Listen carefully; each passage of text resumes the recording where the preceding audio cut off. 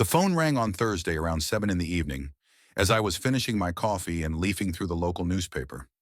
It was October, and the dim light of the street lamps shone through the kitchen windows. The house was quiet, that special quiet that had settled here after Helen's death 3 years ago, and had not left these walls since. Sometimes it seemed to me that if I listened carefully, I could hear echoes of her voice coming from the living room or bedroom. But these were only phantoms of memory. "Hi, Dad." Patrick's voice sounded unusually cheerful, even festive. "How are you?" "Fine," I replied, putting down the newspaper. In front of me was an article about rising real estate prices in Fresno, but I couldn't concentrate on the numbers. "What's got you in such a good mood?" "I have news." My son's voice was barely able to contain his excitement. "I got promoted today. Now I'm a senior regional sales manager." I smiled even though he couldn't see it. Patrick had been working for a large agricultural equipment company for 8 years. He started as a simple consultant, then became a regular manager, and now he's been promoted. Helen would be very proud. She always believed that our son would be successful. I remember her saying that Patrick had golden hands and a bright mind, that he would definitely become someone important. "That's wonderful, Patrick. Congratulations. I hope your salary went up too." "Of course," he laughed. "By 30%. Jessica is thrilled. She says now, we can finally buy that house in Claremont we've been eyeing for so long." Jessica has been his wife for 4 years now. A beautiful, ambitious, 28-year-old woman who worked as a bank manager and knew exactly what she wanted out of life. She had shoulder-length, dark hair that was always perfectly styled, flawless makeup, and expensive designer clothes. When they got married, I hoped she would become like a daughter to me, but that didn't happen. Jessica was polite but distant, as if I were not her husband's father, but just a distant acquaintance with whom she had to communicate from time to time out of necessity. "So, are you moving?" I asked, trying not to let the disappointment show in my voice. Claremont was half an hour's drive from Fresno, but psychologically it was much further. People with different incomes and interests lived there. "Well, we're just planning for now." Patrick hesitated slightly. "First, we need to get a loan and find the right place. Anyway, we'll see.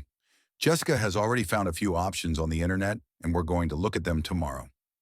I imagined them in a big house with a well-kept lawn, new furniture, and modern appliances.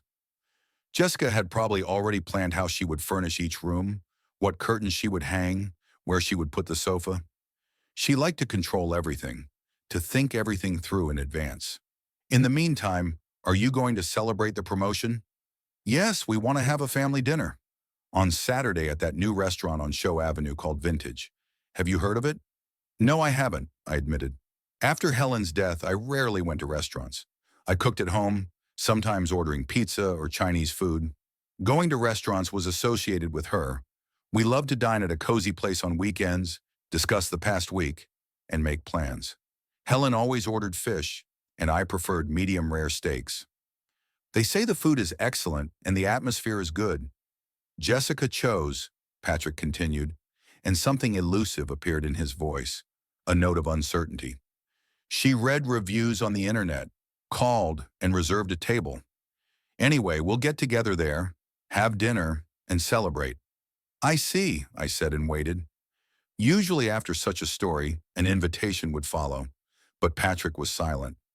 I could hear the TV playing in the background and a woman's voice saying something, probably Jessica's. "What time are you planning to meet?" "Huh?" He seemed to start. "Well, at 7, I guess, or 7:30. We don't know for sure yet. Jessica wants everything to be beautiful and festive." Another pause. I was beginning to realize that something was wrong here. Patrick clearly wanted to say something but couldn't bring himself to do it. Or maybe on the contrary, he didn't want to say anything. It grew quieter in the background. Jessica had apparently turned down the TV or turned it off altogether. "You'll come, won't you, Dad?" he finally said. But there was no enthusiasm or joyful anticipation in his voice. It sounded more like a question he secretly hoped would be answered in the negative. "Of course I'll come," I said. "How could I miss such an important event?" "You're my only son." "Yes, of course," Patrick quickly agreed. "I just thought, well, maybe you have plans for Saturday, or maybe you're not feeling well. You don't usually complain, but you're not getting any younger." What plans could a 72-year-old widower have on a Saturday night? Watch TV? Read a book? Look through old photos? Patrick knew my lifestyle over the past 3 years very well. As for my age, I felt pretty good for my years.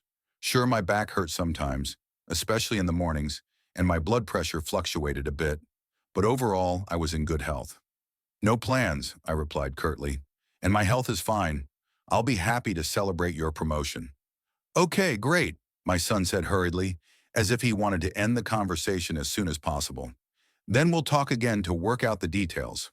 The exact time, the restaurant's address. Maybe something else will change. Okay, congratulations again on your promotion. Say hi to Jessica. I will. Talk to you soon, Dad. After we said goodbye, I sat in the kitchen for a long time, looking out the window at the dark street. The streetlights were on, cars passed by occasionally, a dog barked somewhere. The usual evening life of a small town. Something in my conversation with my son bothered me. His unnatural cheerfulness at the beginning of the conversation, then the uncertainty about dinner, the reluctant invitation. It was as if he was telling me about a celebration to which I had only a very indirect connection.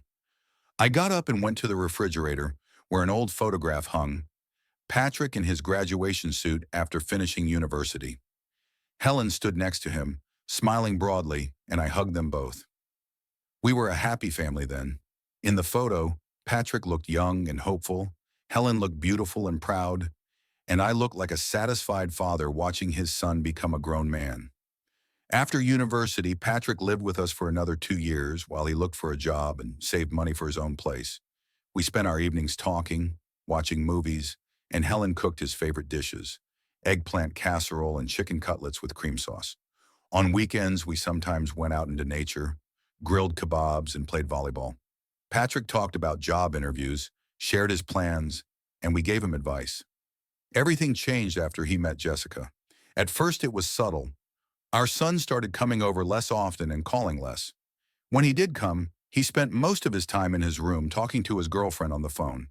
Then they got married, and his visits became very rare. After Helen's death, communication was reduced to short phone calls once a week and obligatory holiday greetings. I poured myself another cup of coffee and sat down at the table. The house was too quiet. Helen used to always do something in the evenings: read, knit, cook for the next day, talk to me. Now I often just sat in silence, not knowing what to do. The TV showed nonsense, I couldn't read, and there was no one to talk to. Sometimes I thought I had become a burden to my son. Maybe Jessica was right to keep her distance. Why should young people carry the burden of other people's memories and loneliness? They have their own lives, their own plans, their own future. And I am the past, which is better left behind. The next morning, I woke up with a heavy feeling in my chest that I couldn't quite explain. The clock on the bedside table showed 6:30. The time I had been waking up for many years in a row, regardless of whether I needed to get up or not. My body had become accustomed to a certain routine, and age had only reinforced it. Outside the window, a light rain was falling, typical for October in Fresno. Not heavy, but annoying, turning the sidewalks into slippery paths and my mood into a gloomy one. I got out of bed, stretched my stiff back, and walked to the window. The street looked gray and unwelcoming. The streetlights were still on, but their light was lost in the morning gloom. People with umbrellas hurried along the sidewalk, heading for bus stops and parking lots. It was the start of a normal workday for those who still had to work. In the kitchen, I turned on the coffee maker and took milk out of the refrigerator. My usual morning rituals helped me not to think about yesterday's conversation with Patrick, but I couldn't completely distract myself. Something in his voice, in his words, continued to bother me. Perhaps it was just my usual suspiciousness. At my age, people often start seeing conspiracies and hidden motives everywhere.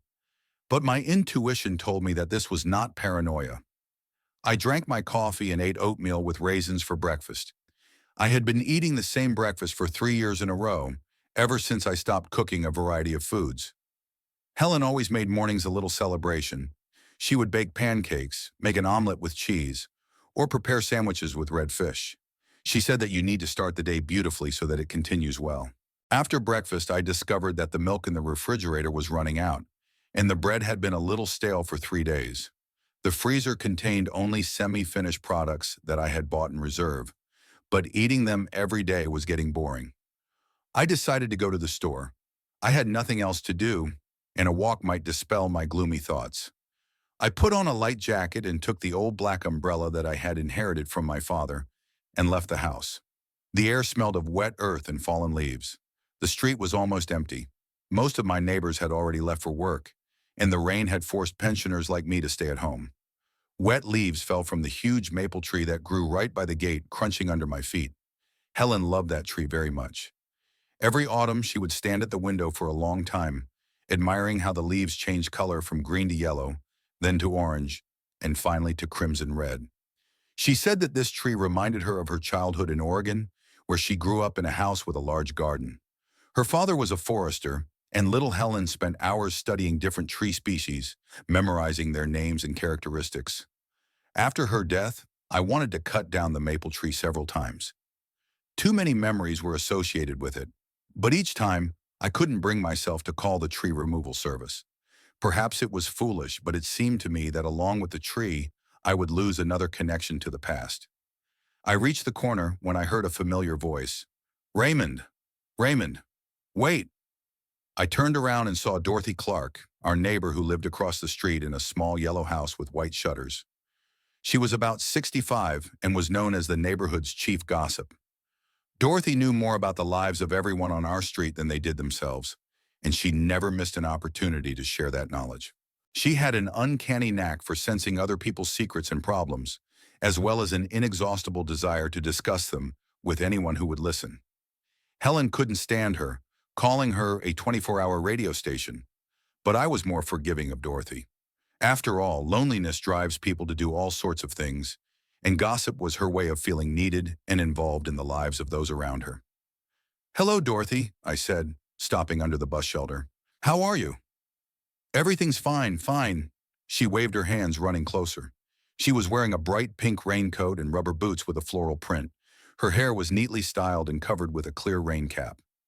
I'm just tired of the rain. It's been drizzling for 3 days now. But I see you're doing quite differently. Congratulations. I didn't understand what she was talking about. What are you congratulating me on? Why, of course. Dorothy smiled broadly, revealing her uneven teeth, which she stubbornly refused to have fixed. Your freedom. You can finally take a break from all those family obligations. I've always said that young people should live their own lives, and the older generation shouldn't impose on them. Something inside me grew cold. Dorothy's words sounded like a verdict, although I still didn't understand what was going on. Dorothy, I don't understand what you're talking about. Oh, come on, don't be so modest. She playfully nudged me with her elbow. I heard your daughter-in-law talking on the phone yesterday. She was standing right by the fence, talking so loudly. She probably thought no one was home. You know how it is sometimes. People think no one is around and let their guard down. My heart started beating faster, but I tried to stay calm. Dorothy liked to exaggerate and add details, but the basis of her stories usually corresponded to reality. And what did you hear? Well, she was telling someone about dinner at a restaurant, about your son's promotion. She was talking very happily, laughing.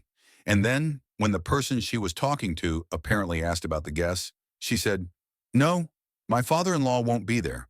We decided to invite my father. Let the old man rest, and we'll celebrate as a family." That's exactly what she said. Dorothy looked at me with the kind of expression you usually see on someone who has just been given good news. But I felt as if I had been punched in the gut. So yesterday's conversation with Patrick was a lie. Well, not exactly a lie. The promotion was true and the dinner was planned. But I wasn't expected there. I had already been replaced. And also, Dorothy continued, clearly enjoying my attention, she said something about the restaurant, how expensive and prestigious it is, and that her father would pay for everything himself as a gift to his son. You see how generous they are? Not like some people who only love their family in words. The last sentence sounded like a hint, but I didn't try to figure out what Dorothy meant. The main thing was already clear. Dorothy, I said as calmly as possible, are you sure you heard correctly? Absolutely, she nodded vigorously. My hearing is excellent, unlike some people our age. Dr. Harris says I have the hearing of a 20-year-old. She also said something about it being better for everyone, and she laughed as she said it. You know, that kind of satisfied laugh. Those last words felt like a slap in the face. Jessica was laughing as she discussed my exclusion from the family celebration. For her, it was an amusing situation, a way to get rid of an unwanted guest. She may have even been proud of how cleverly she had arranged everything. And then, Dorothy whispered confidentially, she talked at length about your health. She said that at his age, it's hard to sit in a restaurant for a long time, and he's not interested in talking about work and career. It's better for him to rest at home. That was completely offensive. So Jessica not only excluded me from the celebration, but also found respectable reasons for doing so. She said that Grandpa was already old and not interested in entertainment. Well, they did the right thing, Dorothy continued, clearly not noticing my state. Why do you need all this fuss? Let the young people have fun, and you sit at home in peace and quiet, watch TV. Take a break from all this talk about work, money, plans for the future. At our age, we should have other interests. Read books, dig in the garden. I nodded, not trusting my voice. Dorothy saw the situation as a liberation, but for me it was a betrayal. My only son lied to my face, invited me to dinner, knowing that he was planning to exclude me. And I, a naive old man, was still happy to celebrate his success.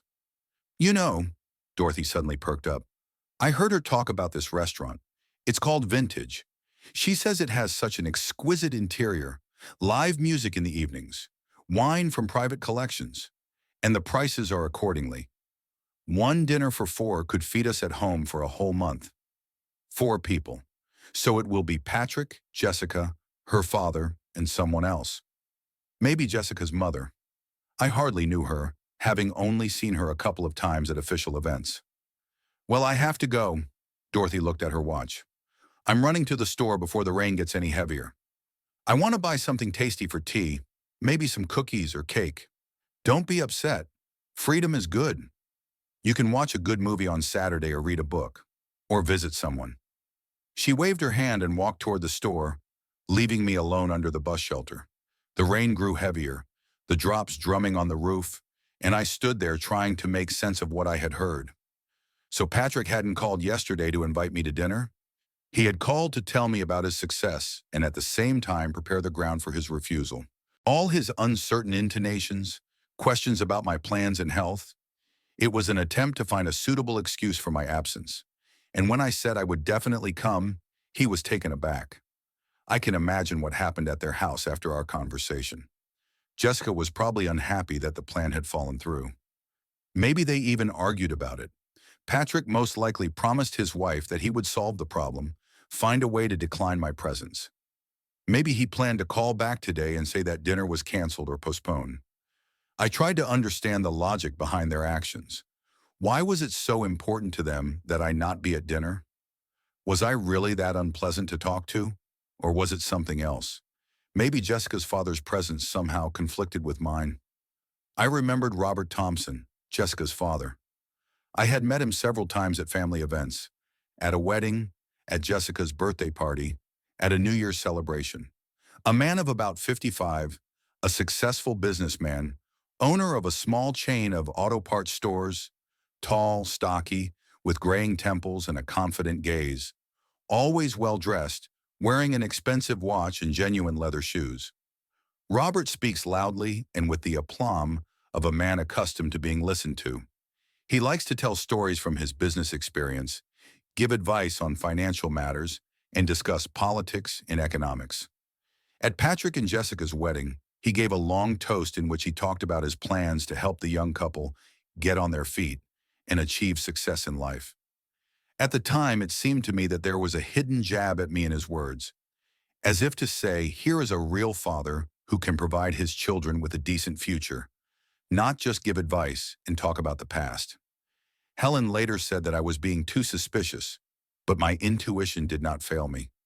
Robert really did help the young couple financially. He paid for their honeymoon in Italy, a 2-week tour of Rome, Florence, and Venice. He gave Jessica a new car for her birthday, a silver sedan, the latest model. He gave them money for the down payment on an apartment in a nice neighborhood. I couldn't offer such opportunities. My pension and modest savings allowed me to live modestly, but not to give expensive gifts. The rain had almost stopped, and I finally headed toward the store. Thoughts swarmed in my head, and with each passing minute, the picture became clearer.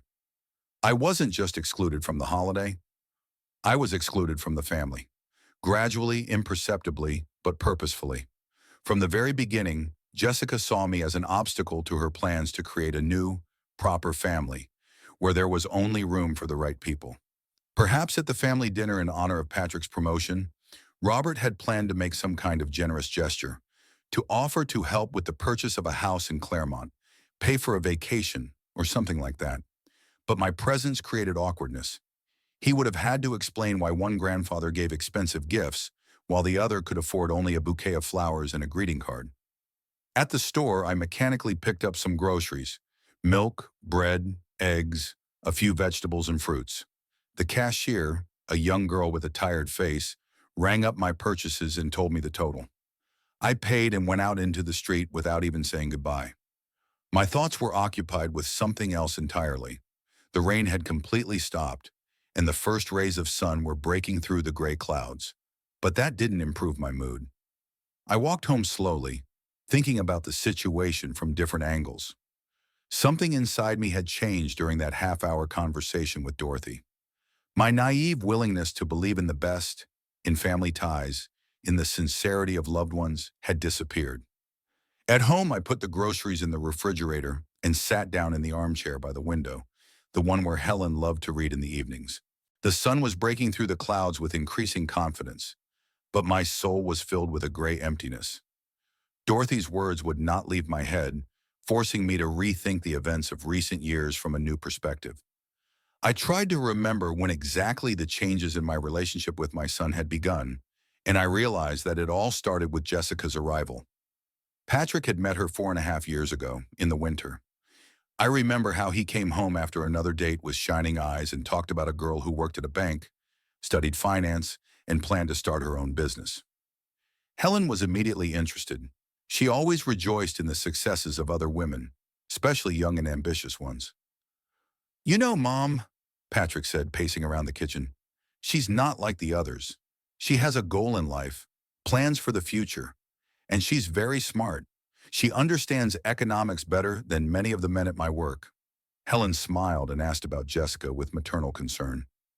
"Where is she from? Where did she go to school? What is her family like?"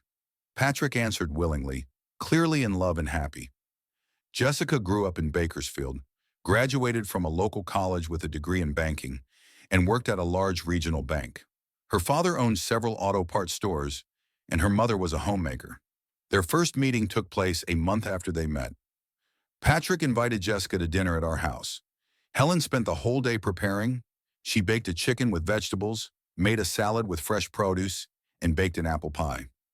She covered the table with a festive tablecloth and took out the good china and silver cutlery that had been left by her mother. Jessica arrived right on time. She was a beautiful 24-year-old girl with dark hair and expressive brown eyes. She was impeccably dressed: a dark blue suit, white blouse, minimal jewelry.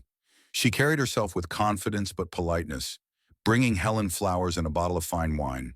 "I'm very pleased to meet you," she said, extending her hand first to Helen, then to me. "Patrick has told me so much about you." Dinner was pleasant. Jessica turned out to be a good conversationalist. She was interested in our work, talked about hers, asked questions about the city and its history. Helen was charmed by her manners and education. After dinner, when the young couple left, my wife praised the girl for a long time. "See how well-mannered and intelligent she is," Helen said as she cleared the table. "And beautiful and smart. Patrick is lucky. Most importantly, she has serious intentions. You can see that she really loves him." I agreed with my wife at the time, although something elusive in Jessica's behavior confused me.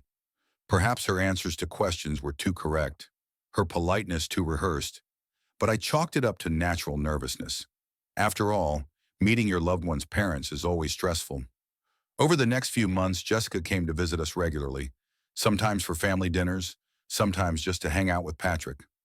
Gradually, she became part of the family, and we got used to her presence. Helen was especially happy that her son was in a serious relationship. She had long dreamed of grandchildren and cozy family evenings. The first warning signs appeared about 6 months later.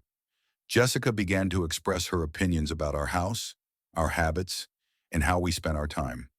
Nothing directly offensive, just comments presented as friendly advice. Patrick, she would say, looking around the living room, haven't your parents thought about redecorating? This furniture is quite old. They sell such beautiful modern sets now, and they're not very expensive. Or, why don't you go on vacation? At your age, it's so important to change your surroundings, to travel. My parents go to Mexico or Europe every year. At first, Helen tried to explain our principles. We didn't like to spend money on ostentatious luxury, preferring simplicity and comfort. But Jessica persistently promoted her views, citing examples of acquaintances who lived in a modern way. Patrick initially defended us, but gradually began to agree with his daughter, especially after meeting her parents. We met Robert and Linda Thompson at Jessica's birthday party, which was held at an expensive restaurant in downtown Fresno. Robert was exactly as I had imagined him from my daughter's stories, a successful, confident man who was used to being the center of attention.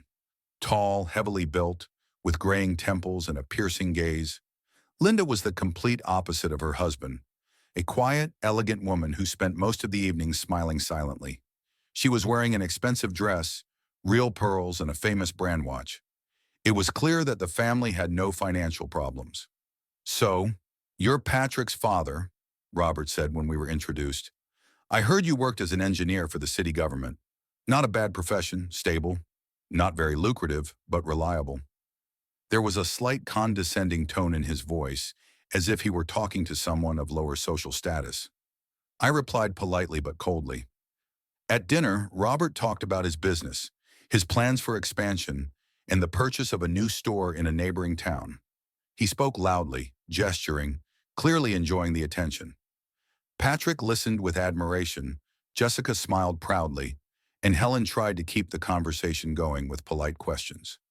"You know," Robert said, turning to us, "I always tell young people, you have to think big about the future. Don't settle for less. Take Jessica, for example. She understands that money is not an end in itself, but a means to an end. The right house, the right car, the right vacation, all of these things affect the quality of life." After that dinner, Patrick's attitude toward our lifestyle began to change. He began to pay more attention to our old car, the furniture in the house, and the fact that we buy groceries at a regular supermarket rather than at expensive delicatessens. "Dad," he said one day, "have you thought about changing your car? Yours is 12 years old and constantly breaking down. You could take out a loan and buy something more modern and reliable." I explained that my car was still in good working order and that it was unwise to take out loans at retirement age. But I could see that my son didn't really understand my logic. The next stage was Robert's offers to help the family. First, he gave Patrick an expensive suit for his birthday, saying that a young manager needs to look respectable. Then he offered to pay for advanced training courses. Then he hinted that he could help find a more promising job through his business acquaintances. Patrick initially refused, saying that he could manage on his own, but Jessica persistently persuaded him to accept his father's help. "It's not charity," she said. "It's an investment in our shared future. Dad just wants us to get on our feet faster." Gradually, Patrick began to accept Robert's gifts, at first hesitantly, with reservations, but then more and more willingly. At the same time, his attitude toward us and Helen changed. He began to spend less time at home, talk less about his affairs, and avoid family traditions. I remember how, at one of our dinners, Jessica suddenly said, "You know, Patrick told me that you watch old movies every Sunday. That's so unusual.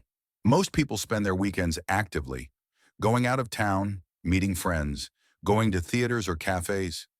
Helen tried to explain that watching movies together was our family tradition, a way to spend time together and discuss interesting plots. But Jessica shook her head. "But that's so passive. Patrick is young. He needs to develop, meet new people, build useful connections. My father always says that successful people don't stay at home on weekends." After that conversation, Patrick stopped coming to our Sunday movie nights. At first, he apologized, citing his busy schedule or plans with Jessica. Then he just stopped mentioning this tradition, as if he had forgotten it existed. Helen was very upset. She understood that she was losing her son, but she didn't know how to fight Jessica's influence. The girl was too smart to openly conflict with us. Instead, she acted subtly, gradually convincing Patrick that his family was living wrong, behind the times. Maybe I should talk to her, Helen asked. Explain that we're not against their plans. We just want to maintain a close relationship with our son. I discouraged my wife from having a direct conversation. I knew it would only make the situation worse. Jessica could easily have interpreted such a conversation as an attempt to control her life and turn Patrick against us for good. The wedding took place 2 years after they met. A luxurious ceremony at a country club, a large banquet, expensive flowers and decorations. Everything was organized and paid for by the Thompsons. We weren't even asked to contribute to the expenses. Robert politely but firmly made it clear that he would take care of everything. "This is our gift to the newlyweds," he said.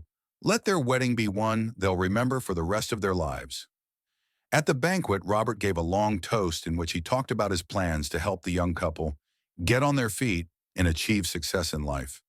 He spoke about the importance of financial independence, sound investments, and strategic planning for the future.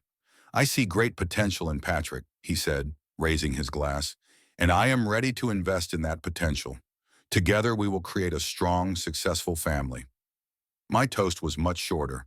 I wished the young couple happiness and mutual understanding, and said a few words about the importance of love in family life. But after Robert's speech, my words sounded old-fashioned and naive. After the wedding, the alienation intensified. Patrick and Jessica moved into a new apartment, again with Robert's financial assistance. They began to lead a more active social life, getting to know the right people from the Fresno business community. Our meetings became rare and formal, obligatory holiday visits, short phone calls, polite but cool relations. Helen suffered but tried not to show her feelings. She said that the young couple needed time to settle into their new life. The final blow came during Helen's illness. When the doctors made their diagnosis and it became clear that there was little time left, I hoped that Patrick would come home more often to support his mother during this difficult time. But that didn't happen. He came once a week for an hour or an hour and a half. He brought flowers and asked how she was feeling, but he kept his distance, as if he were performing an unpleasant duty. Jessica came even less often and always found reasons to leave early. "She's allergic to medication," Patrick explained. "It's hard for her to be in a house that smells like a hospital." Helen died peacefully at home, surrounded by nurses and doctors. Patrick didn't arrive until the evening, when it was all over. He said he had been in important negotiations and couldn't get away earlier. On Saturday, I woke up early, even though I had slept poorly all night. Thoughts of the upcoming evening kept me awake. I spent the whole day thinking about what to do. I could have just not gone to the restaurant, pretended I had forgotten or was sick. I could have called Patrick and had a showdown over the phone. Or I could have done what my sense of dignity told me to do. After noon, I made my final decision. I'm going to the restaurant. Not to humbly swallow my pride and pretend nothing happened. And not to cause a scene. Just to face the truth and make others do the same. Time dragged on agonizingly slowly. I tried to read, but the letters blurred before my eyes. I turned on the TV, but the program seemed meaningless. I walked around the house, rearranging things unnecessarily. In the refrigerator was the dinner I had prepared that morning. Simple eggs and bacon. But I didn't feel like eating at all. At 6:30, I began to get ready. I took a shower, shaved especially carefully, and put on my best suit, a dark blue one that I had bought with Helen for special occasions. She always said that it made me look respectable and presentable. I chose a white shirt, tied a thin striped tie, and polished my shoes to a shine. If I was going to this performance, I would do so with dignity. Before leaving, I stopped at the mirror in the hallway. The reflection showed a 72-year-old man who looked his age but stood straight and confident. His gray hair was neatly combed, his mustache was trimmed, and his eyes showed determination. Helen would have approved. She always said that a real man doesn't hide from problems, but faces them head-on. The vintage restaurant was located in the city center, in an old building that was once the mansion of a wealthy merchant. I knew the history of the building, which had been constructed in the early 20th century for a family that owned several farms in the area. The house changed hands several times until 5 years ago, when it was purchased and converted into an expensive restaurant. The facade was decorated with columns and moldings, and the large windows glowed with a warm yellow light. The parking lot was almost full. Expensive cars stood in neat rows. Mercedes, BMWs, several Lexuses. My old Toyota looked like a poor relative at a rich family party. I parked across the street and sat in my car for a few minutes, watching the entrance. People were entering and leaving the restaurant, well-dressed, confident, with expensive accessories. Men in suits from famous designers, women in elegant dresses and real jewelry, clearly belonging to a higher social class than me. The clock on the dashboard showed 10 to 7. I took a deep breath, got out of the car, and headed for the entrance. The asphalt under my feet was perfectly clean, without a single cigarette butt or piece of trash. Even the trash cans looked like works of art, stylish metal structures with backlighting. The door was opened by a doorman in a golden livery with shiny buttons. "Welcome to Vintage," he said with a professional smile. "Do you have a reservation?" "Yes," I replied, "under the name Craig, Patrick Craig." The doorman checked a thick leather book and nodded. "Of course, come in. Your party is already at the table. You will be shown in shortly." Inside, the restaurant was even more impressive than from the outside. High ceilings with moldings, crystal chandeliers, and soft lighting created an atmosphere of expensive luxury. The floor was covered with marble, and the walls were decorated with paintings in gilded frames. The tables were spaced at a respectful distance from each other, ensuring privacy for conversations. A pianist was playing at the piano in the corner of the hall. A man in his 40s in a tuxedo, performing something classical quietly and elegantly. The melody was familiar, but I couldn't remember the name. Helen knew more about music. She would have recognized the piece and the composer immediately. The maître d', an elegant man with a French accent, led me across the room to a table by the large window. And then I saw the painting that finally confirmed Dorothy's words. 4 people were seated at a round table covered with a snow-white tablecloth: Patrick, Jessica, Robert, and a woman in her 50s whom I recognized as Jessica's mother. Everyone was dressed festively. Patrick was wearing a new dark suit that I had never seen before. Jessica wore an elegant black dress with a pearl necklace. Robert wore an expensive gray suit with a silk tie. Linda Thompson wore a burgundy dress with neat hair and subtle makeup. In front of them were glasses of red wine, and on the table were expensive appetizers, oysters, caviar, and a selection of gourmet cheeses. In the center of the table stood a bouquet of white roses in a crystal vase. Everything looked solemn and expensive. Robert sat at the head of the table, in the place that logically should have belonged to me as the father of the guest of honor. He was saying something, gesturing with his glass, and the others listened with interest and respect. Patrick looked relaxed and happy, nodding and smiling from time to time.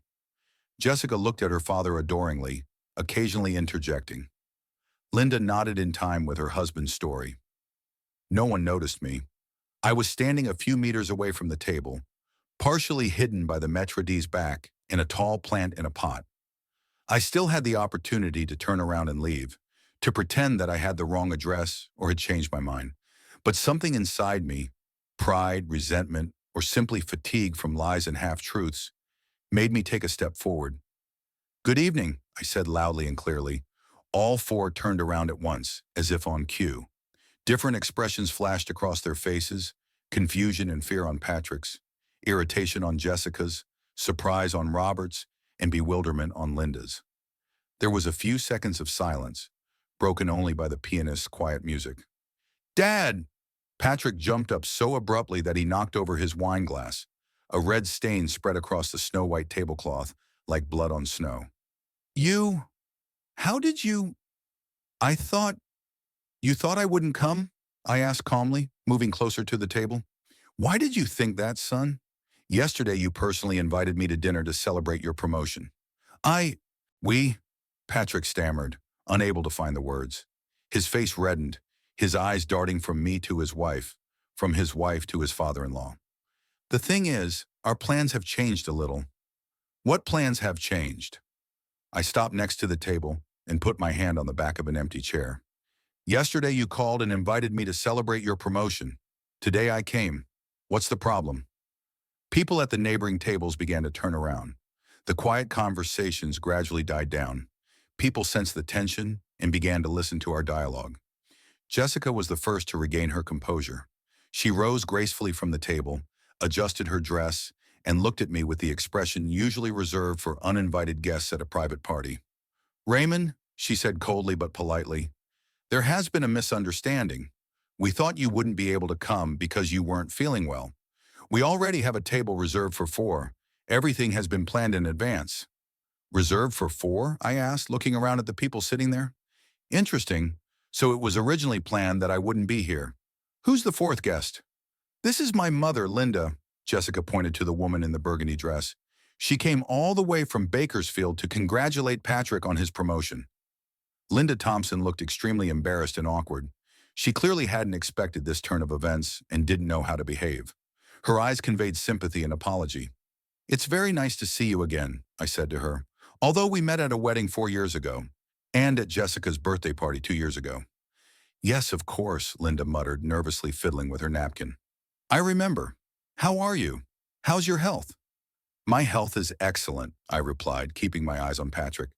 "So good that I'm perfectly capable of spending an evening in a restaurant discussing my son's successes."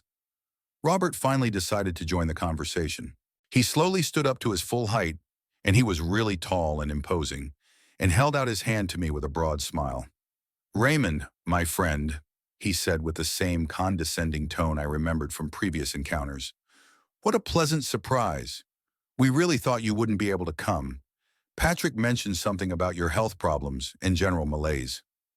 "Health problems?" I didn't shake his hand and looked closely at my son. "Patrick, did you tell them about my health problems?" "What kind of problems did you mean?"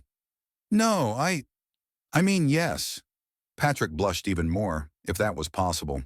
"I just said that you haven't been feeling very well lately, and that a long dinner at a restaurant might be tiring for you." "I see," I said slowly. "And who decided what would be tiring for me and what wouldn't? And more importantly, who decided that my opinion on the matter didn't matter?" The room grew quieter. The conversations at the neighboring tables practically stopped, and people openly turned in our direction, trying not to miss a word. Even the pianist seemed to be playing more quietly and cautiously. Jessica looked around nervously, noticing that our conversation was attracting the attention of other patrons. She lowered her voice, but it still betrayed her poorly concealed anger. "Raymond, let's not make a scene. People are watching. If you want to talk, maybe we can find a more suitable place." "No," I replied firmly, without lowering my voice. "I think this is the right place and the right time. Here, where you decided to celebrate my son's success without his father. Here, where you replaced me with a more suitable candidate." At the next table, an elderly couple was listening openly to our conversation. The woman in an expensive evening gown leaned over to her companion and whispered something in his ear. The man nodded and turned toward us as well.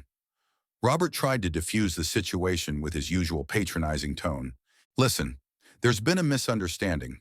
The table is indeed reserved for 4 people, but we can ask the waiters to bring another chair. It will be a little cramped, but we'll manage somehow."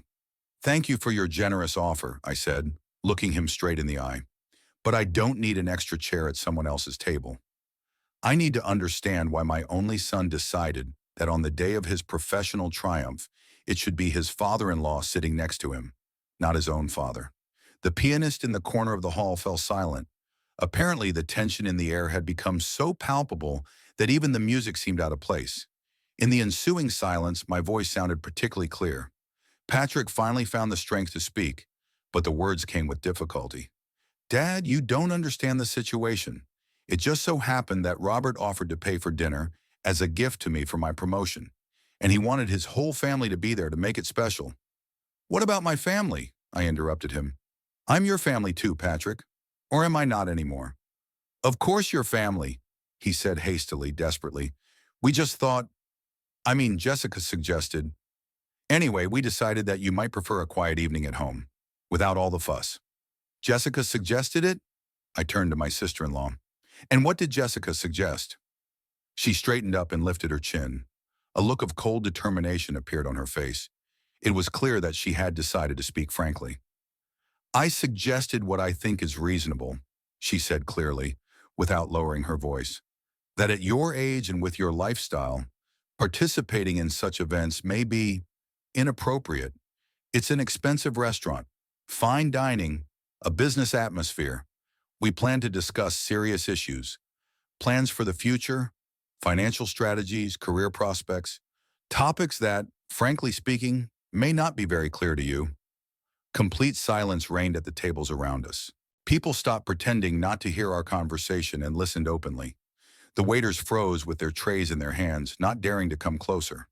"So you think," I said slowly, enunciating each word clearly, "that I'm too old and primitive for my own son's company?" "I believe," Jessica also raised her voice, finally abandoning any attempt at propriety, "that we have fundamentally different interests and different ideas about how to live. You are used to a certain lifestyle, and we are building a completely different future. And sometimes these things are simply incompatible." Linda Thompson looked as if she wanted to sink through the floor. She nervously twisted a napkin in her hands and glanced imploringly at her daughter, clearly trying to get her to stop the conversation. "Jessica, please stop." Patrick tried to intervene, but she waved her hand, dismissing his words. "No, let's be honest," she continued, getting heated. "I'm tired of pretending. We wanted to quietly celebrate an important event with our family. Our family. And your presence would have turned it into an awkward situation where we would have had to explain the differences in education, wealth, life plans, and overall cultural level." The last words sounded like a whip crack.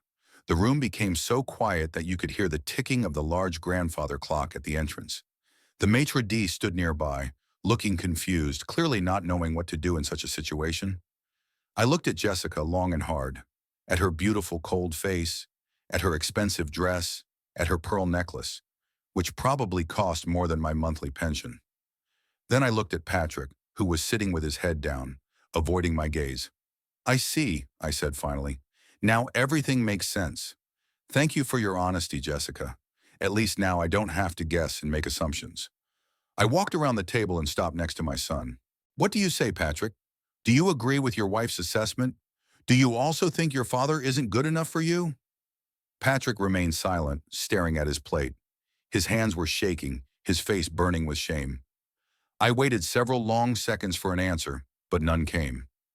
"I understand that it's difficult to answer," I continued calmly, "but I would still like to hear my son's opinion. After all, it was you who called me yesterday and invited me to dinner. It was you who said you wanted to celebrate your success with me. Or did I misunderstand something?" "Dad, Patrick finally raised his head, and I saw tears in his eyes. "It's not that simple. You don't understand the whole situation." "Then explain it to me. I'm listening." "Well, you see," he stammered, searching for words. "Robert does a lot for us. He helped us buy an apartment, helps with work, plans to help with the house in Claremont. And he wanted to arrange this dinner as a gift, as a gesture of care. And for that, you had to exclude your father?" "Not exclude him." Patrick spoke faster and faster, more desperately. "It's just, well, you understand, Robert is used to a certain standard. And here we have an expensive restaurant, expensive wines, a bill for several $100s. He would feel uncomfortable spending that kind of money in the presence of, I mean," he fell silent, realizing he had said too much. "In the presence of whom, Patrick? Finish your thought." "In the presence of someone who can't afford such expenses," Robert finished for him. "Raymond, let's be realistic. We live in a world where money matters. I earn well and can afford to throw a nice party for my son-in-law. But at the same time, I don't want to put people who can't reciprocate in an awkward position." "What a noble motive," I said dryly. "So you took pity on me. You decided to spare me from feeling inferior around successful people." "Something like that," Robert shrugged. "I don't see the point in creating awkward situations. It's better for everyone to stay in their own circle." "In their own circle," I repeated. "I see. And which circle do you think my son belongs to?" "Ours," Jessica said firmly. "Patrick is young, ambitious, and growing professionally. He has a future, and we want to help him build it. Build it right." "What's stopping him from building that future while maintaining a normal relationship with his father?" "Nothing," Robert interjected. "No one is talking about severing ties. You just need to understand the boundaries. There's family life, and there's business and social life.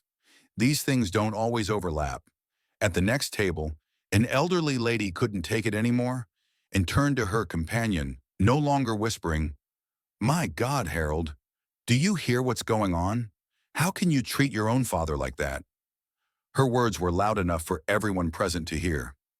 Jessica turned sharply and gave the woman an angry look. "This is none of your business," she said coldly. "It is my business," replied the elderly lady, rising from her seat. "When people make such scenes in a public place, it concerns everyone present. And I must say, young lady, that your behavior is simply outrageous." A slight murmur began in the hall. People at other tables also began to comment, some nodding approvingly at the elderly lady, others shaking their heads disapprovingly as they looked at our group. The maitre d' hurried over to our table, his usual composure replaced by obvious nervousness. The elegant man with a French accent, who just a few minutes ago had embodied impeccable professionalism, now looked confused. He was followed by two waiters in white shirts and black vests, clearly ready to intervene in a situation that threatened to get out of control and ruin the restaurant's reputation. "Gentlemen, please," said the maitre d' in a low voice, but firmly enough to maintain what remained of his dignity. "Let's resolve this issue calmly. Our guests are beginning to complain about the noise and the atmosphere of the restaurant." "We don't want to disturb anyone," Patrick replied quickly, jumping up abruptly from his seat. His face was red with shame and confusion, his eyes darting between me, my wife, and the surrounding tables. "Dad, let's talk somewhere else. Let's go outside and discuss everything calmly, without strangers around." He reached out to me, trying to take my elbow and lead me away from the table, but I pulled away. His movements conveyed the desperation of a man who understands that the situation is completely out of control. "No, son, this is where it all started, and this is where it will end. I'm not going to hide and whisper in corners, discussing what should have been decided openly and honestly from the very beginning." The elderly lady who was the first to express her indignation was still standing next to her table, leaning on an elegant cane with a silver knob. She was wearing a dark blue evening gown and pearl earrings, and her gray hair was neatly styled. She was clearly a woman from a good family, raised in the traditions of the old school. "Young man," she said to Patrick, her voice resonating with decades of life experience, "I don't know all the circumstances of your family situation, but what I see here is simply unacceptable. I am 83 years old, I have 3 children and 7 grandchildren, and I have never seen anything like this in my life. Ma'am, with all due respect to your age, this is our private family business." Patrick tried to respond politely, clearly hoping that politeness would help diffuse the situation. "Family matters?" The woman raised her voice, and all her aristocratic restraint gave way to righteous anger. "When you conduct them in a public place, in front of dozens of people, they cease to be yours alone. This man," she pointed at me with her cane, "is your father, the man who gave you life, raised you, and you allow your wife to insult him in front of strangers." At other tables, too, there was noticeable movement and discussion of what was happening. A middle-aged man in an expensive gray suit and gold cufflinks got up from his seat and headed for the exit, casting a contemptuous glance at our company. A young couple at the corner table, a beautiful girl in a pink dress and a guy in a fashionable jacket, hurriedly finished their coffee and dessert, clearly wanting to leave the restaurant as soon as possible and not witness the family drama. Two respectable businessmen who were dining at the next table and discussing some commercial matters were now openly commenting on what was happening, not particularly concerned that they might be overheard. "Have you ever seen anything like this?" said one, a man in his 50s with gray hair. "Rich upstarts publicly humiliating an old man. It's just disgusting." "Yeah," replied the second, shaking his head. "Money really can't buy manners and human dignity. That's for sure. Look at that young woman. She's acting like a market vendor." Jessica heard these comments perfectly well, and they only increased her fury. Her face reddened with anger, her hands clenched into fists, and her eyes took on the glint that people have when they completely lose control. "Enough!" she exploded, turning to the surrounding tables. "None of you understand anything. You don't know the real situation. You don't know how he torments us, how he constantly interferes in our lives, how he tries to control our every move, our every decision. Jessica, stop, I beg you. Patrick grabbed his wife's arm, trying to physically force her to stop this shameful spectacle. There's no need to air your dirty laundry in public. No, enough silence and pretense. She jerked her hand away and turned to me, her face contorted with anger. You want to know the whole truth? Here it is. We're tired of your constant phone calls, your endless questions about where we've been and who we've seen. Tired of your intrusive advice on how to live our lives, what to spend our money on, what decisions to make. I looked at my sister-in-law with genuine astonishment. What constant calls was she talking about? I called my son once a week, sometimes less, and even then I didn't always get through. What intrusive advice was she talking about? Our conversations lasted a maximum of 10 to 15 minutes and were extremely formal. How things were at work, how we were feeling, how the weather was, nothing more. Jessica, I said as calmly as possible, trying not to rise to the provocation. I have no idea what you're talking about. Can you explain when exactly I interfered in your life? All the time, every day, she shouted, her voice becoming shrill. Your constant hints that we don't spend enough time with you, your complaints about loneliness, your attempts to make Patrick feel guilty for having his own life, his own interests, his own future. I strained to remember even one instance when I had complained about loneliness or asked for more attention. I couldn't think of anything like that. On the contrary, I always tried not to impose myself, not to be a burden, not to make the young family uncomfortable. After Helen's death, I became even more cautious in my communication, afraid of seeming intrusive. Can you give specific examples of such complaints? I asked, sincerely wanting to understand what she was talking about. Of course, Jessica was furious, and the words poured out of her. Remember Patrick's birthday last year? You sat there all evening with such a gloomy, hurt expression on your face, as if you had been mortally offended. And when we walked you to your car, you said, "Well, I guess old parents only belong in the cemetery." Those were your exact words. I remembered that birthday well. It was a small party at their apartment, with 10 or 12 guests. Jessica's friends from the bank, Patrick's co-workers, and a few neighbors. I really felt out of place. All the guests were 20 or 30 years younger than me, discussing topics I was unfamiliar with. New movies I hadn't seen, music I hadn't listened to, places I hadn't been to. And I did say the phrase about the cemetery, but in a completely different context. Patrick apologized for not being able to pay more attention to me because he was busy with the guests. I replied jokingly that there was no need to worry, that at our age we get used to young people living their own lives. It was a joke, I said. A bad one maybe, but a joke. A very funny joke, Jessica sniffed, and tears ran down her cheeks, smearing her carefully applied makeup. Patrick couldn't sleep until midnight, worrying, tormented, thinking he was a bad son, that he didn't care enough about you. And that's exactly what you wanted. Robert, who had been trying to stay out of it until then, finally decided to intervene. He stood up and put his hand on his daughter's shoulder, trying to calm her down. Honey, pull yourself together. Calm down. There's no need to get so upset and upset. No, Dad. Jessica pushed his hand away. Let everyone finally know the truth. Let everyone know what a manipulator he is. She switched to English when she was very upset. He constantly plays the role of a poor, forgotten, lonely old man, making Patrick feel guilty for every happy moment in his life. People at the tables around us exchanged glances and shook their heads. The atmosphere of the fine restaurant was completely ruined. The scene was becoming increasingly unsightly, and the sympathy of those present was clearly not on Jessica's side. Several people took out their cell phones. Someone was filming the incident on video. The elderly lady with the cane, who had unwittingly catalyzed the scandal, spoke up again.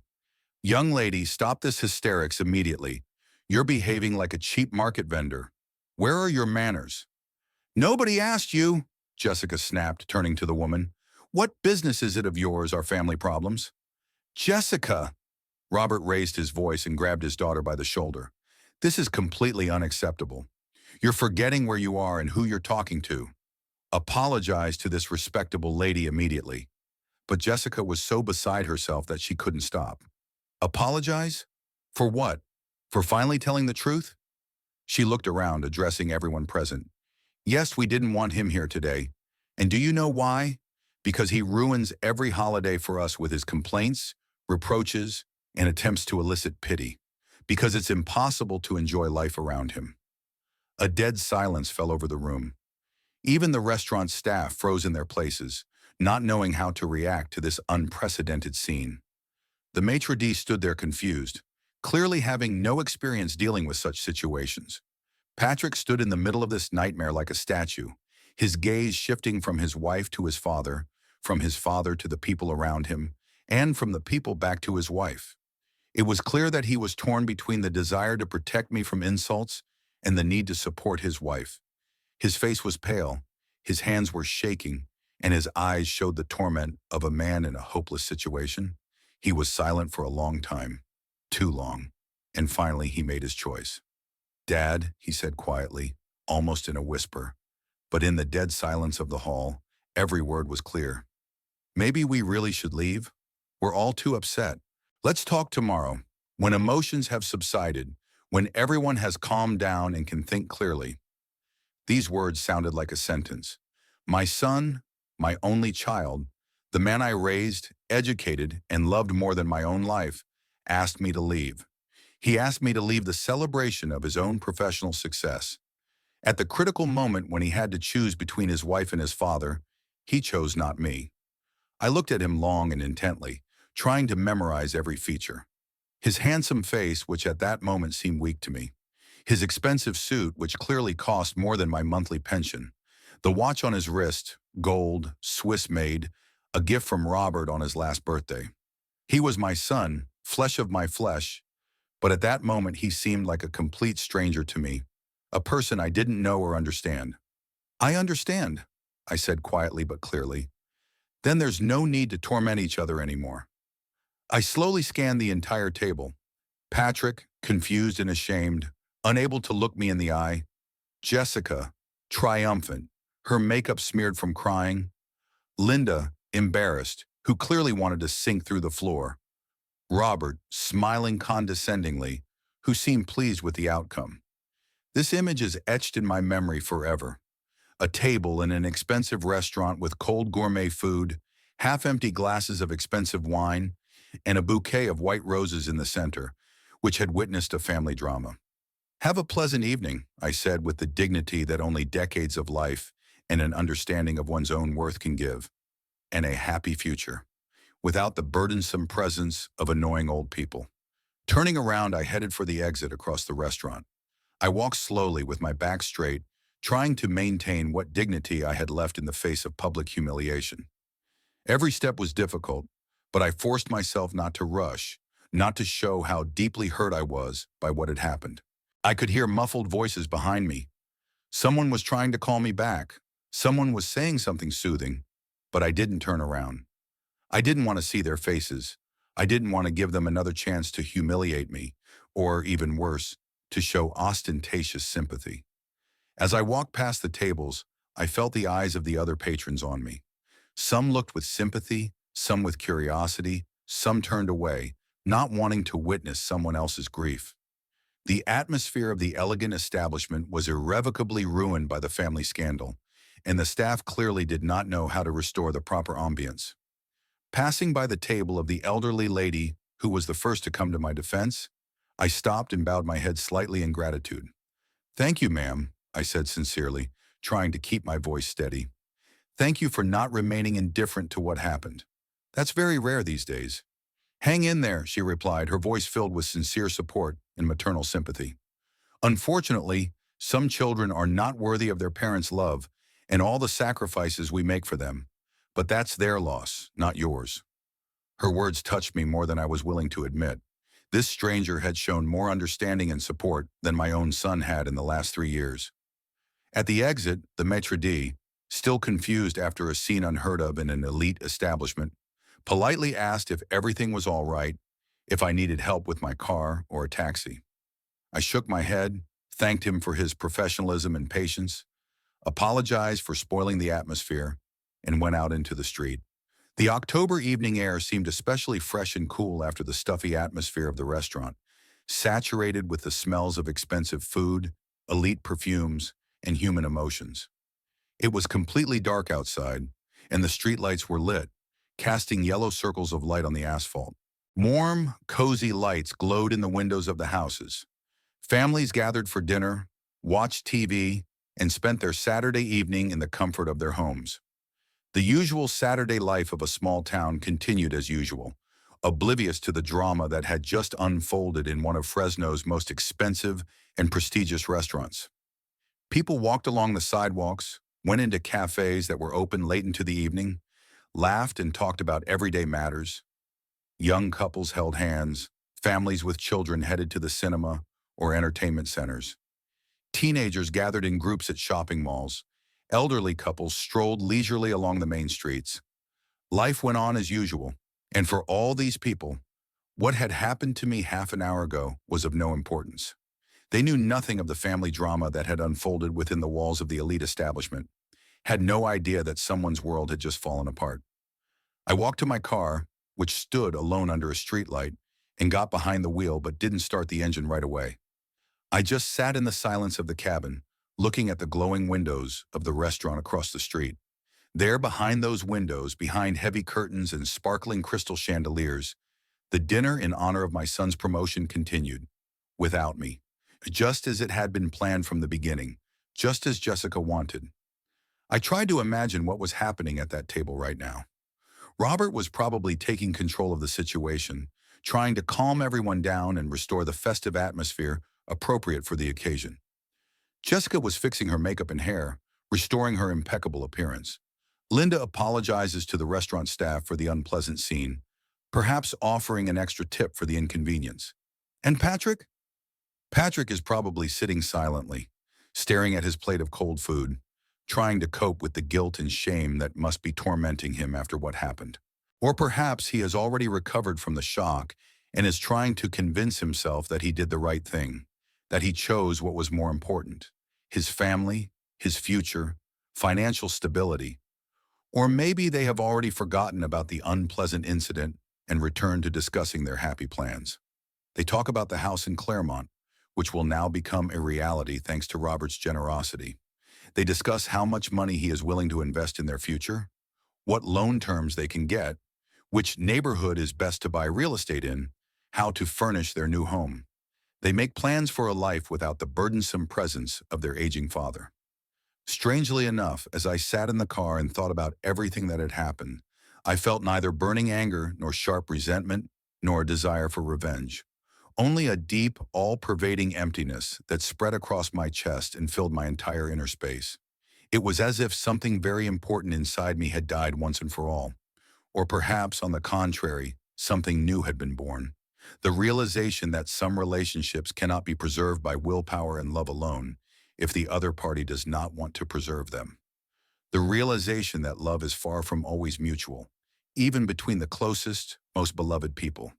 That blood ties alone do not guarantee understanding, respect, or basic human decency.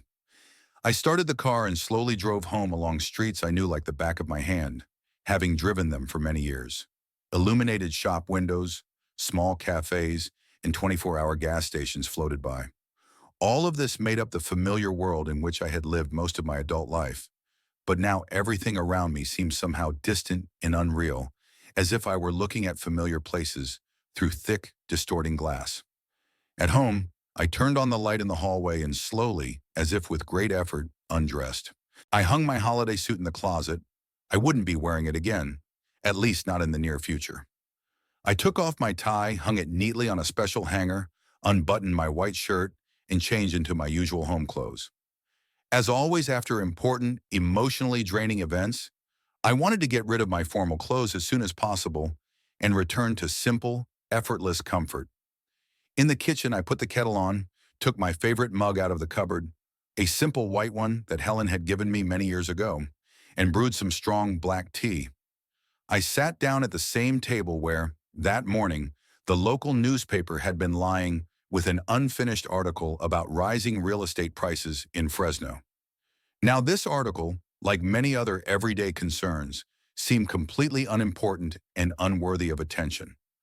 I slowly drank my hot tea and thought about the years I had lived, about the time that had passed and would never return, about my youth, when the future seemed endless and full of bright possibilities, about meeting Helen in the park, where she was reading a book on a bench, about our wedding, modest but happy, about the birth of Patrick and the incredible happiness that overwhelmed me when I first held my son in my arms, about how my wife and I raised him together, dreamed about his future, and were proud of his every achievement, his first steps, his first words, his successes at school, his admission to university, about Helen's death and how my relationship with my son changed dramatically after that loss, how the warmth and closeness gradually disappeared. Now I understood that the changes had begun not even with my wife's death, but much earlier, with Jessica's appearance in our lives. She acted methodically, consistently, and very intelligently, gradually separating her husband from his past life, from his parents' home, from family traditions, from everything that could interfere with her ambitious plans to create a new, socially successful family. A family where there would only be the right people with the right views, sufficient financial resources, and promising connections. Where there would be no place for sentimentality, outdated principles, or people who did not meet the new standards of success. I did not blame Jessica for this strategy. After all, she was protecting her interests and those of her family as she understood them, guided by the values she believed to be right. In today's world, this approach is perhaps even more rational and effective than my old-fashioned attachment to family ties and traditions. The main problem was that Patrick allowed her to do so. He consciously chose the comfort and material well-being that Robert offered over loyalty to his father and preserving family ties. He preferred the easy path, the path of conformity and adaptation to new circumstances. The clock on the kitchen wall ticked steadily, first striking 10 o'clock, then 11:30. Dinner at the restaurant was probably coming to an end. Perhaps they had ordered expensive cognac or elite champagne to celebrate not only Patrick's promotion, but also the final getting rid of the unnecessary ballast in the form of his father. Or maybe they had already gone to someone's house to continue the celebration in a more informal setting. In any case, the phone remained stubbornly silent. Patrick did not call with apologies, explanations, or even formal attempts to smooth over the conflict. Apparently, he thought the time was not yet right, or simply did not know what to say. I tried to imagine what Helen would have said if she were alive and had witnessed today's scene. She had always been wiser and more diplomatic than me in matters of human relations, better at understanding people, their hidden motives, and true intentions. Perhaps she had long since figured out Jessica's true nature and understood her plans, but remained silent, not wanting to spoil her relationship with her son and create family conflicts. Or maybe my wife would have found a way to preserve the unity of the family, find a reasonable compromise, and reconcile all interested parties. She had a special talent for this, the ability to say the right words at the right moment, to create an atmosphere of mutual understanding and acceptance, to smooth out the rough edges in relationships. But Helen was no longer there, and I found myself completely unable to cope with this difficult situation. Too straightforward, too principled, too proud, too unwilling to make humiliating compromises, especially compromises that would require me to renounce my own dignity and self-respect. 3 weeks had passed since that evening in the restaurant. 3 weeks during which my life had changed dramatically, although outwardly everything remained the same. The same house, the same rooms, the same furniture. But the atmosphere had become completely different. The tension of waiting had disappeared. Waiting for calls that brought no joy, visits that brought more discomfort than pleasure, holidays where I felt like a third wheel. The phone rang 4 more times during the first week after the scandal. Each time it was Patrick, each time with attempts at explanation, apologies, and calls for reconciliation. I never answered a single call. I listened to the messages on the answering machine, analyzed the intonations, but did not pick up the phone. With each passing day, my son's voice sounded more and more confused, and his arguments became less and less convincing. The last message came 8 days ago. Patrick said that, "This is all a silly misunderstanding, that Jessica is very sorry about what happened, and that they are ready to discuss everything and find a compromise." I wonder what they meant by compromise. permission to attend family events on the condition that I remain silent and do not express my own opinion, the right to see my son once a month at a strictly designated time. After that, the calls stopped. Apparently, Patrick decided that he had done everything possible, and now his conscience was clear. Or maybe Jessica convinced him that it wasn't worth trying to persuade a stubborn old man, and that it was better to wait until he came to his senses and apologized. But I had no intention of coming to my senses or apologizing. On the contrary, with each passing day, I understood more and more that what had happened was inevitable and even necessary. Like surgery, painful but life-saving. The first few days without the constant stress of communicating with my son and daughter-in-law turned out to be surprisingly calm. The usual anxiety before phone calls disappeared when I had to choose my words carefully so as not to accidentally seem intrusive or complaining about my fate. I no longer had to come up with topics of conversation that wouldn't irritate Jessica. I didn't have to pretend that everything was fine when I felt gray and empty inside. I began to live according to a new routine. I woke up at 7 in the morning, as usual, but now I didn't rush to get up. I lay in bed listening to the morning sounds outside the window. Birds singing, the noise of the occasional car, the voices of neighbors getting their children ready for school. These sounds no longer seemed like dreary reminders of loneliness. They simply became part of the natural rhythm of life. I ate breakfast slowly, reading the newspaper from cover to cover, not just the headlines as I used to. It turned out that there were many interesting events happening in the world that I had not known about or paid attention to before. I discovered the gardening section. I never thought that growing vegetables could be such a fascinating science. After breakfast, I went to the small garden behind the house, which had been neglected for years. Helen used to grow roses and peonies there, but after her death, I abandoned the area. Now I decided to tidy it up, not out of sentimentality, but simply because I had the time and desire to do something useful. Working in the garden turned out to be surprisingly therapeutic.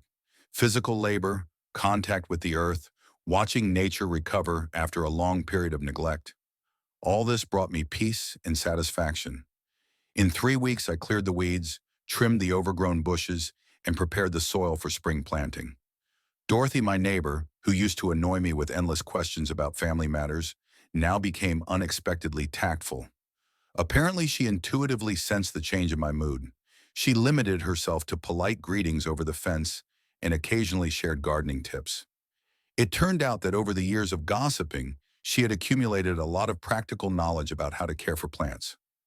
"Raymond," she said one day as I was transplanting a currant bush, "have you noticed that your garden has been looking better over the last few weeks? It seems to have come alive, and you yourself seem to have freshened up somehow."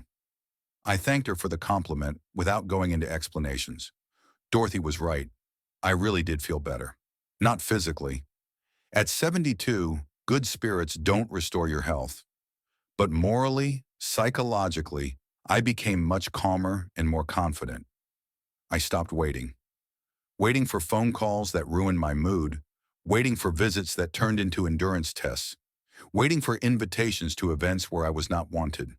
When a person stops waiting for things that cause pain, life becomes much easier. I now enjoyed cooking lunch. Before, I often limited myself to sandwiches or semi-prepared foods. Why bother for just one person? Now I experimented with recipes I found in Helen's cooking magazines. It turned out that cooking could be an exciting creative process, not just a household necessity. I was particularly successful with baked vegetables with herbs and chicken cutlets and cream sauce, Patrick's favorite dish as a child. I didn't cook them out of nostalgia, but simply because they turned out delicious. The past no longer dictated what I should cook, who I should meet, or what I should think about. I devoted my evenings to reading. I reread several classic novels that I hadn't opened in years. Turgenev's Fathers and Sons turned out to be particularly relevant, a story about the conflict between generations, about how values and priorities change.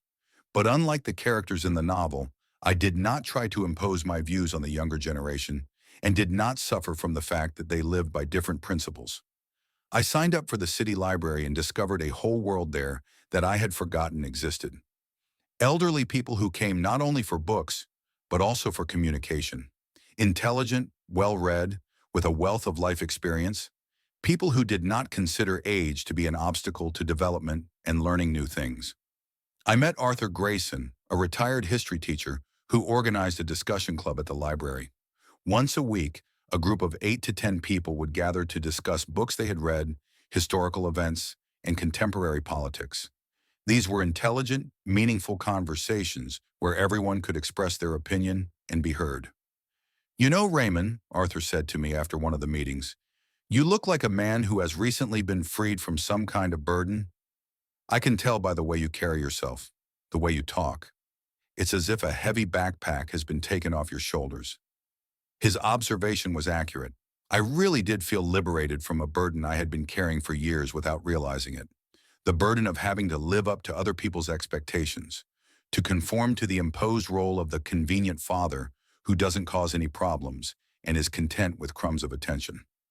At the club, I also met Rose McCartney, a doctor's widow, a woman my age who had lost her husband 5 years ago.